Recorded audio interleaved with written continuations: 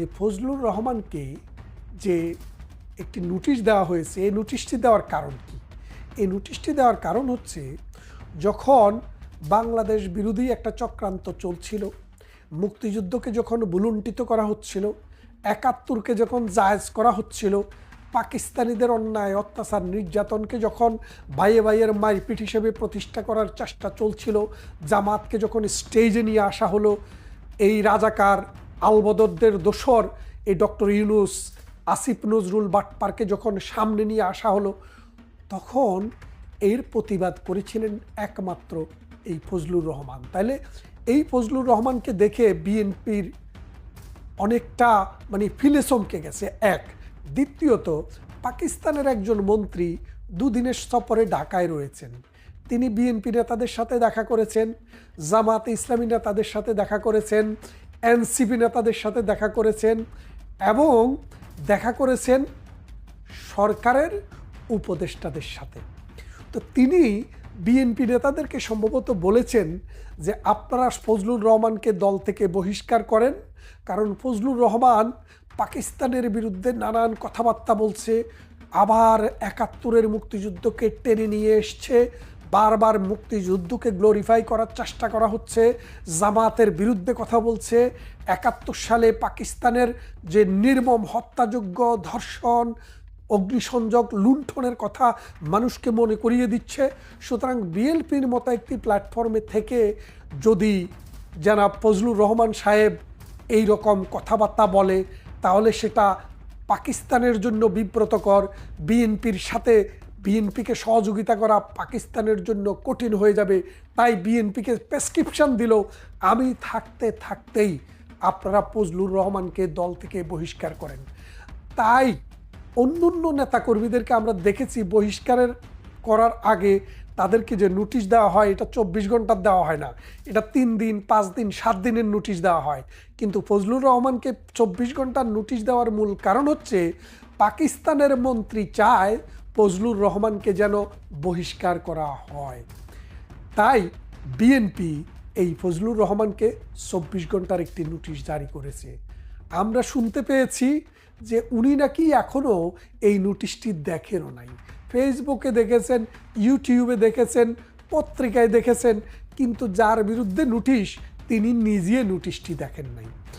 এখন ভবিষ্যৎটা কি দাঁড়াচ্ছে, ভবিষ্যৎ কথাটা কি হচ্ছে, যে ফজলুর রহমানকে দল থেকে আসলে বহিষ্কার করা হবে, অর্থাৎ দল থেকে সদস্যপদ থেকে সাসপেন্ড করা হবে বিএনপি থেকে। কেন করা হবে? কারণ বর্তমান রাজনীতিতে বিএনপি চায় কোনো না কোনোভাবে তারা ক্ষমতায় যাবে। আপনারা জানেন কি না জানি না, বাংলাদেশে কিন্তু একটা সমঝোতা হয়েছে, কয় সিট বিএনপি পাবে, কয় সিট জামাত পাবে, কয় সিট এনসিপি পাবে, কয় সিট ওই থার্ড পার্সন সিঙ্গুলার নাম্বাররা পাবে। এটা কিন্তু একটা সমঝোতা হয়ে গেছে। এটা হবে একটা সমঝোতার নির্বাচন, এটা কোনো নির্বাচন না, এটা ইলেকশন না, এটা সিলেকশন। কাকে কাকে জামাত সিলেকশন দেবে, কাকে কাকে বিএনপি দেবে, কাকে কাকে এনসিপি দেবে। এনসিপি, বিএনপি, জামাত, তাদের মধ্যে একটা মিটিং হয়েছে। মিটিং হওয়ার পরে তারা অ্যাসেসমেন্ট করেছে, এবং আপনারা সম্প্রতি অ্যাসেসমেন্টটা দেখেছেন যে ব্রাক একটি অ্যাসেসমেন্ট করেছে, সেখানে ৪৮% মানুষ বলেছে আমরা এখনও জানি না আমরা কাকে ভোট দেব। তার মানে তারা জানে না, কারণ তারা আসলে আওয়ামী লীগকে ভোট দেওয়ার কথা ছিল, যেহেতু আওয়ামী লীগ নেই তারা ডিসিশন নিতে পারে না। ৭% ঘাউরা মানুষ আওয়ামী লীগের, যারা বলছে যে মারলে মারো, আওয়ামী লীগকে ভোট দেবই, তারা বলেছে আমরা আওয়ামী লীগকে দিব। ১৩% মানুষ বলেছে আমরা কাকে ভোট দেব সেটা আমরা বলবো না। তার মানে তারা জানে আওয়ামী লীগকে তারা ভোট দিবে, আওয়ামী লীগের কথা বললে তাদের উপরে স্টিম রোলার চলবে, তাদের উপরে নির্যাতন চলবে, হত্যা, দর্শন, লুণ্ঠন, মব, এগুলো চলবে, তাই তারা বলেনি। তাইলে দেখেন ৪৮% বলছে আমরা জানি না কাকে ভোট দিব, তার মানে এরা আওয়ামী লীগের ভোটার। যারা ৭% গাউরা মানুষ, কট্টর আওয়ামী লীগ, তারাও আওয়ামী লীগের ভোটার। আর যে ১৩% বলছে আমরা কাকে ভোট দেব সেটা আমরা বলবো না, সেই ১৩%ও আওয়ামী লীগের ভোটার। তাহলে ১৩% আর ৭% হলো ২০%, ২০% আর ৪৮% কত হয়েছে আপনারা হিসাবটা করে দেন, প্রায় ৬৮% মানুষ। তার মানে হচ্ছে জামাত, বিএনপি, এনসিপি সব মিলে ৬৮-র বাইরে ওই অংশটি তারা পেতে পারে। তাহলে ৬৮ ভাগ মানে কত, আর কত বাকি থাকে? ৩২%। অর্থাৎ বিএনপির সাথে, জামাতের সাথে, এনসিপির সাথে, অবৈধ ইউনুসের সাথে মাত্র বাংলাদেশের ৩২% লোক আছে, আর বাকি ৬৮ ভাগ মানুষ আওয়ামী লীগ এবং তার অন্যান্য সহযোগী যারা আছে বা অন্যান্য যারা আওয়ামী লীগের এলাই আছে, কোয়ালিশন আছে, তাদের সাথে রয়েছে। তাই জামাত, বিএনপি এবং এনসিপি চিন্তা করলো যে ডক্টর ইউনূসকে দিয়ে কোনো না কোনোভাবে আওয়ামী লীগকে ভোট বন্ধ রাখতে হবে।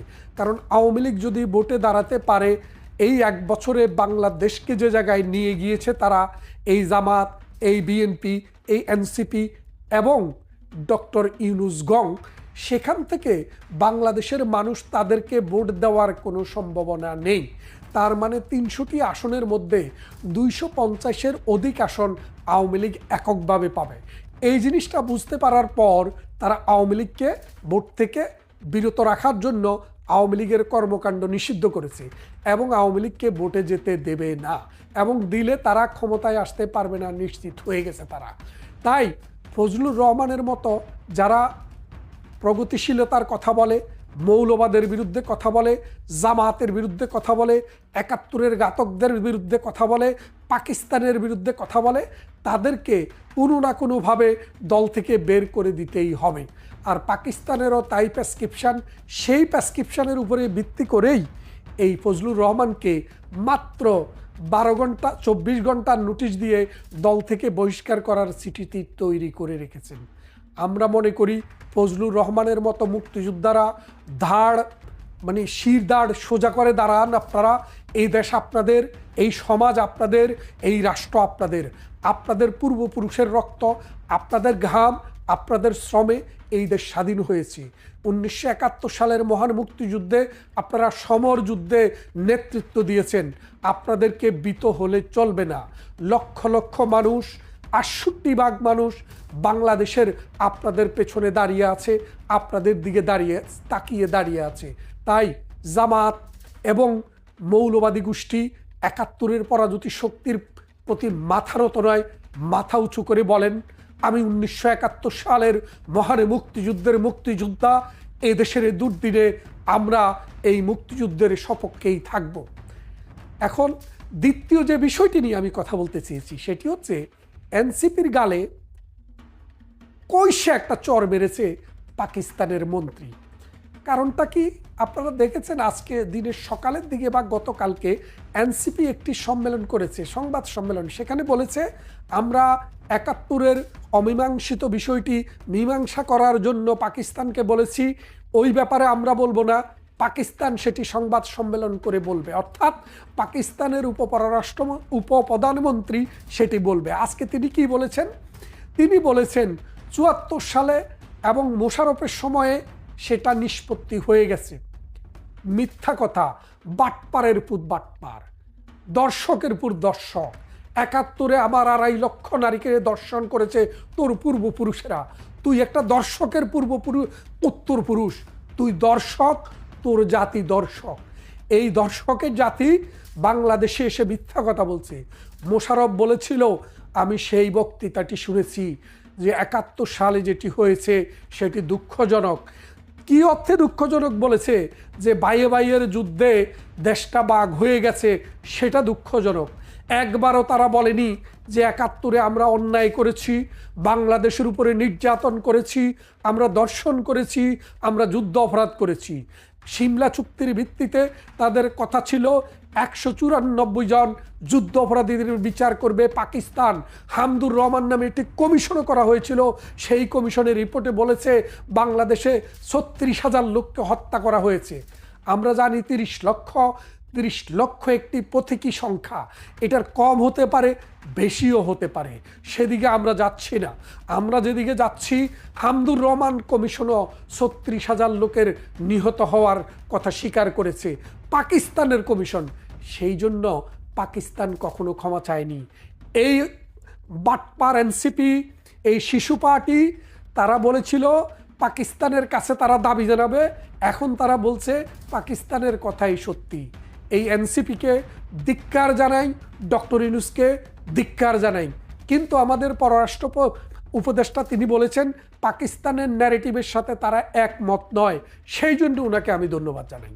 কিন্তু একটা বিষয় মনে রাখবেন, 1971 সালের এই নির্যাতন, এই হত্যা, এই অত্যাচার, এই লুণ্ঠনের পর পাকিস্তানের মতো একটা ফেইল রাষ্ট্র, পাকিস্তানের আমাদের কাছে ভিক্ষা চাওয়ার আছে, আমাদের পাকিস্তানের কাছে কোনো কিছু চাওয়ার নেই।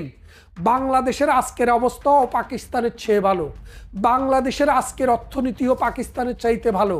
আজকেও পাকিস্তানের 2 টাকা দিয়ে বাংলাদেশের 1 টাকা পাওয়া যায় না। তাহলে আপনারা বোঝেন পাকিস্তানের কাছ থেকে তো আমাদের কিছু চাওয়ার নেই। আমরা তো পারমাণবিক যুদ্ধ করব না, আমাদের যুদ্ধ করার দরকার নেই। আমরা কার সাথে যুদ্ধ করব? আমাদের দরকার শান্তি, আমাদের দরকার অসাম্প্রদায়িক চেতনার বিকাশ, আমাদের দরকার বাংলাদেশের সুষ্ঠু উন্নয়ন, আমাদের দরকার 71-এর পরাজিত শক্তি, সাম্প্রদায়িক শক্তি যেন মাথা উঁচু করে বাংলার জমিনে কখনো দাঁড়াতে না পারে। আসুন আমরা সবাই মিলে ফজলুর রহমানের মতো দেশপ্রেমিক মুক্তিযোদ্ধাদেরকে সাপোর্ট করি, যে দলেই ফজলুর রহমান থাকেন। আমি জানি আমি বাংলাদেশ আওয়ামী লীগের একজন ক্ষুদ্র কর্মী, আমি ফজলুর রহমানের রাজনীতির সাথে নেই, কারণ তিনি বিএনপির রাজনীতি করেন। কিন্তু তিনি যে মুক্তিযুদ্ধের পক্ষে কথা বলেছেন, 71-এর পরাজিত শক্তির বিরুদ্ধে কথা বলেছেন, জামায়াতের বিরুদ্ধে কথা বলেছেন, পাকিস্তানের বিরুদ্ধে কথা বলেছেন, আমি তাকে শ্রদ্ধা জানাই, সালাম করি। তিনি যদি মারাও যান, মারা যাবেন এই বাংলাদেশে বীরের মতো, মাথা উঁচু করে, চোরের মতো নয়। ভাইরা আমার, আপনারা দেখেছেন, আপনারা শুনেছেন, আপনারা বুঝেছেন, বাংলাদেশ একটি অন্ধকার গলির দিকে নিয়ে যাওয়ার চেষ্টা করছে এই বাংলাদেশকে পাকিস্তান।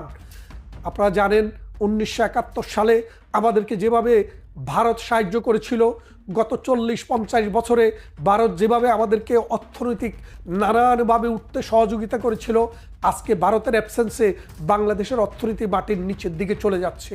তাই আসুন আমরা পাকিস্তানমুখী হব না, আমরা বাংলাদেশমুখী হব। আর আমাদের চারপাশে যেহেতু ভারতের সাথে চূড়ান্ত একটি বন্ধুত্বপূর্ণ সম্পর্ক বজায় রেখে আমাদের দেশকে আমরা 1971 সালের মুক্তিযুদ্ধের চেতনায় আবার স্বয়ং সম্পূর্ণ দেশ এবং জাতি হিসেবে গড়ে তুলব। সবাইকে আবারও ধন্যবাদ জানাচ্ছি। দেখা হবে এবং কথা হবে অন্য কোনো ভিডিওতে। ততক্ষণ সবাইকে অনেক অনেক প্রীতি ও শুভেচ্ছা জানিয়ে এখানেই শেষ করছি। ভালো থাকবেন।